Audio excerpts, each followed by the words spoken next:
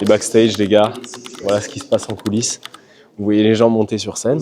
On espère que ce sera vous bientôt. Ok, on va essayer, bouge pas. Ta. Non, c'est bon. Let's go!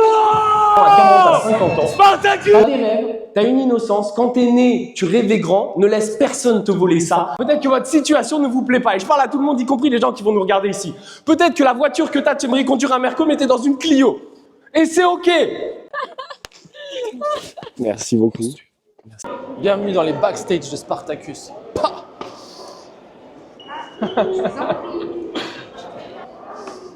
Et voilà. Merci. C'est le panel. J'ai même plus de sentiments, mais je suis déterminé. J'ajoute des condiments avant de te dévorer. Point, fun fact. Même après 7 ans dans le MLM, peu importe qu'il y ait 10 personnes, 100, 1 million, t'as toujours une pointe de trac. C'est comme quand tu rentres sur le terrain. Mais ce qui est bien avec la pression, c'est que soit tu la subis, soit tu la bois. C'est stylé, hein? Hangar de showroom. Ça va très bien se passer. Oui, t'as un hangar comme ça, avec des voitures et tout. Oui, j'imagine totalement. C'est bizarre, hein, mais je l'imagine totalement.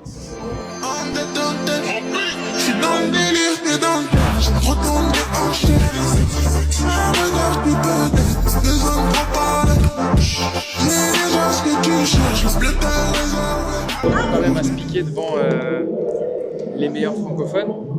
Comment ça se fait? Explique un peu là. Comment ça se fait? On a travaillé, 7 ans dans l'industrie.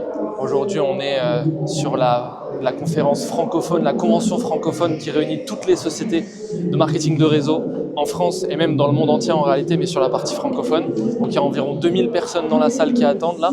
Et là, on va passer en 2 groupes de 5 panélistes et on va pouvoir papoter, échanger, poser des questions et se répondre entre nous. Donc voilà, un honneur de pouvoir représenter aujourd'hui notre compagnie, notre culture, mais aussi le MLM français, parce que quand on vient à ce genre de réunion, ce genre de conférence, c'est pas qu'une question de toi ni même de ta compagnie, mais c'est aussi de l'industrie que tu représentes. Donc un honneur de pouvoir représenter les 10 personnes autour de ce panel dans cette convention. Allô. C'est bon. J'ai envie de dire des conneries maintenant. Bonjour. You thankful now, cause I showed you the light that your girl won't hold you. I told you, I need you like now. Ouais, j'allais dire, vu comme les mecs écrivent, c'est normal qu'il y ait plus de femmes ici. Hugo, est-ce que tu peux te présenter s'il te plaît? Toulouse, est-ce que ça va? Ok, les amis, regardez, je sais qu'on est en train de digérer, ok, mais vous pouvez nous parler, on n'est pas des télés. Toulouse, est-ce que ça va? C'est un peu mieux. Je me présente, je m'appelle Hugo, j'ai 26 ans, ancien basketteur professionnel. Ça fait 7 ans maintenant que je suis à l'intérieur de cette industrie, ça fait 6 ans que je suis indépendant. Alors moi, mon patron, c'était la Fédération française de basketball, donc je l'ai viré, mais j'ai viré toute une fédération du coup, pour être totalement indépendant. Et du coup, ça fait maintenant, comme j'ai pu le dire, 6 ans que je suis totalement indépendant. Alors, il faut savoir pour la petite histoire, que moi j'ai démarré lors de ma première saison professionnelle. Donc je venais de signer mon contrat professionnel. Et 3 mois après avoir commencé ma saison, je me suis cassé le genou et je me suis fait les fameux ligaments croisés. Voilà. Et en fait, je découvre cette industrie quelques mois après, juste avant de me faire opérer. Et en fait, mon premier mois dans ce business, je l'ai passé à l'hôpital. En cursus sportif de haut niveau. Donc quand tu te fais opérer, les 3 semaines suite à l'opération, tu le passes dans un centre de rééducation. Donc moi, mon premier mois, je l'ai passé dans un centre de rééducation à Berck. J'avais de la chance parce qu'il n'y a pas grand-chose à faire à Berck. Et du coup, dès le premier mois, je passe une première position rémunérée. Dès que je sors de ce centre-là, je fais un événement à Paris. Et je vois ces gens monter sur scène. Moi, je fais ma première position, je crois que c'était $600 mensuels. J'ai 2 personnes de mes équipes qui sont à cet événement, donc je suis trop content, alors que ça fait qu'1 mois que je suis là. Et je me dis, en rentrant, je me dis, eh ben moi aussi, je vais faire mon propre événement. Et du coup, j'ai appelé mes 2 uplines et je leur ai dit, voilà, ça fait qu'1 mois que je suis là.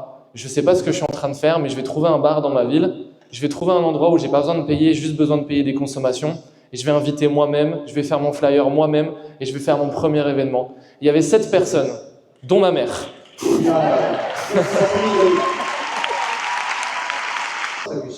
Faut savoir, on en parlait encore avec Michel juste avant dans les backstage, et il faut rendre à César ce qui est à César. Aujourd'hui, Spartacus, c'est le programme de coaching MLM qui réunit le plus de compagnies dans le monde entier, les amis. Et je pense qu'on peut rendre du crédit à Michel et l'applaudir très fort pour ça.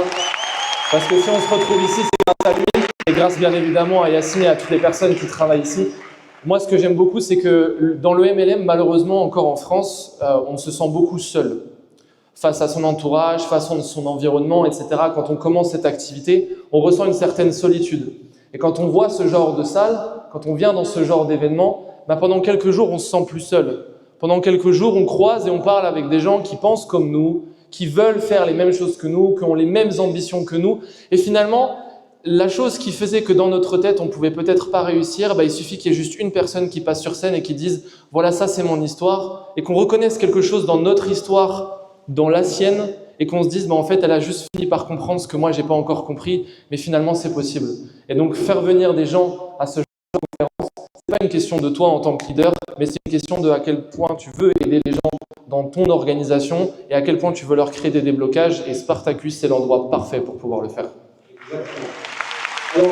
C'est exactement ce que je viens d'expliquer, c'est que toutes ces personnes-là, quand on voit les gens passer sur scène, souvent on se dit oui, c'est des gens qui parlent bien, c'est des gens qui ont passé des positions, etc. Mais on n'est pas des robots où on n'a pas tiré une carte chance en plus dans la vie par rapport aux autres. Un jour, moi j'ai été là, et comme j'ai pu l'expliquer, c'était à mon tout premier événement. Et ce que j'ai compris, c'est que la seule chose qui me différenciait entre moi assis ici et lui assis ici, c'était le temps et le travail.